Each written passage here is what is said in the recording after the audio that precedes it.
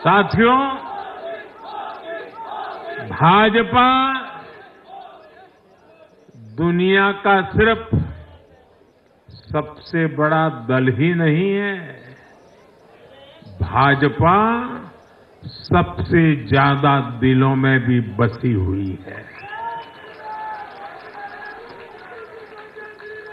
हरियाणा में जनता ने विकास के मुद्दे पर भाजपा की हैट्रिक लगाई। भाजपा ने कांग्रेस के कुशासन से मुक्ति दिलाई, इसलिए गुजरात और मध्य प्रदेश की जनता 2 दशक से भी ज्यादा समय से वहां अपना आशीर्वाद बनाए हुए है। अरुणाचल प्रदेश और गोवा में तीसरी बार भाजपा ने सरकार बनाई है। यूपी और बिहार में कानून का राज स्थापित करने वाली भाजपा एनडीए की सरकार को लोग बार बार मौका दे रहे हैं। असम, त्रिपुरा और उत्तराखंड में लगातार 2 टर्म से भाजपा की सरकार है। जहां जहां भाजपा सरकार बनाती है, वहां की जनता लंबे समय तक भाजपा को समर्थन देती है।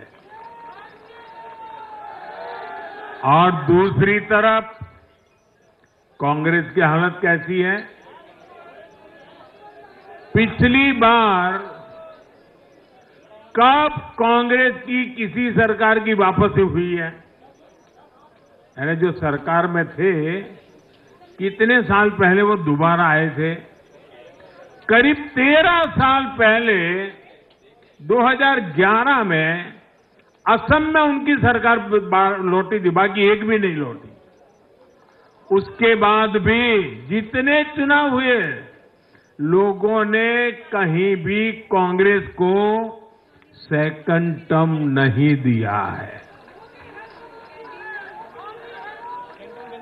आपको जानकर के हैरानी हो जाएगी दोस्तों, देश में कितने ही राज्य हैं जहां कांग्रेस कभी 60 साल पहले वहां थी, कहीं पर 50 साल पहले थी, कहीं पर 40 साल पहले थी, 50-60 साल से वो सत्ता में आई ही नहीं है।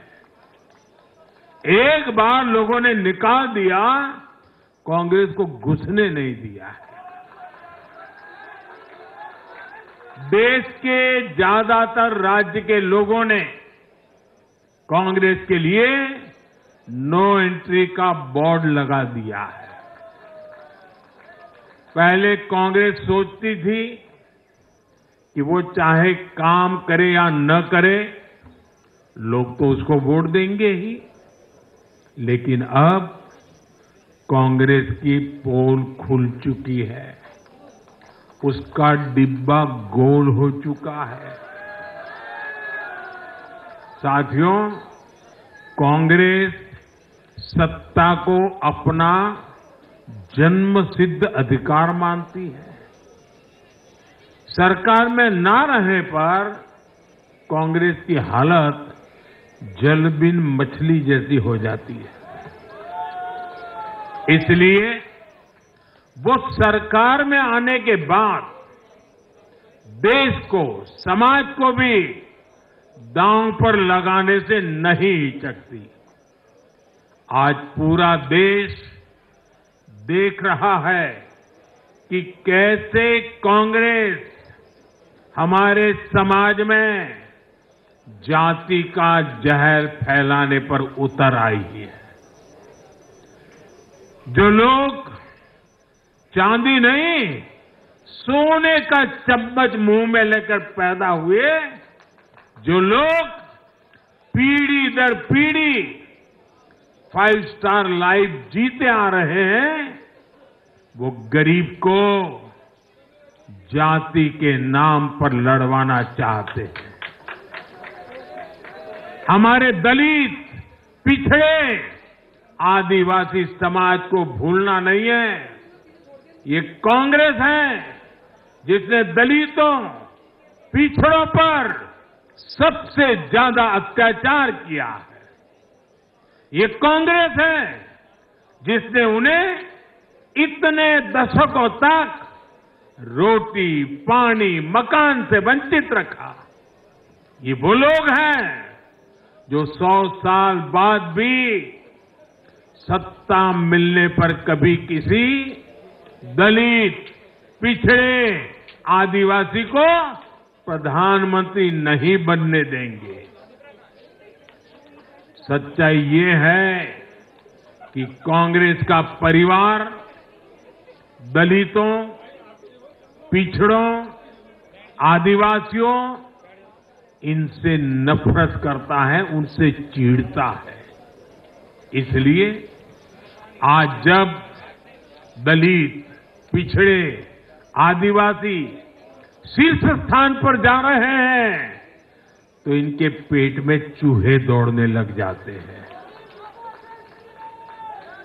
हरियाणा भी इन्होंने दलितों को, ओबीसी को भागीदारी देने से साफ इनकार कर दिया था। उन्होंने दलितों और पिछड़ों को भी अपमानित किया। कांग्रेस के शाही परिवार ने तो डंके की चोट पर कहा कि वो आरक्षण खत्म कर देंगे। दलित और पिछड़ों का आरक्षण छीनकर कांग्रेस अपने वोट बैंक में देना चाहती थी। हरियाणा भी वो यही करने जा रही थी। साथियों, कांग्रेस भारत के समाज को कमजोर करके, भारत में अराजकता फैलाकर देश को कमजोर करना चाहती है। इसलिए वो अलग अलग वर्गों को भड़का ही रहे हैं, लगातार आग लगाने की कोशिश कर रहे हैं।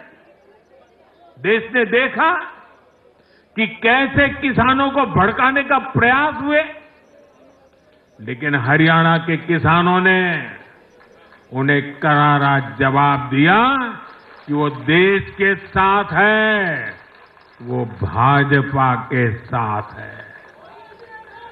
हमारे दलित, ओबीसी साथियों को भड़काने की कितनी ही कोशिशें हुई, क्या क्या प्रपंच नहीं किए गए, लेकिन इस समाज ने भी इस षड्यंत्र को पहचाना और कहा कि वो देश के साथ है, भाजपा के साथ है।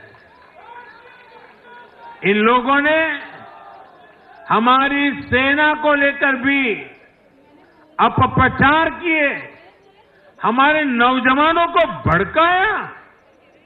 इस साजिश को भी हरियाणा के नौजवानों ने नाकाम कर दिया। आज हरियाणा ने कांग्रेस को दो टूक संदेश दे दिया है।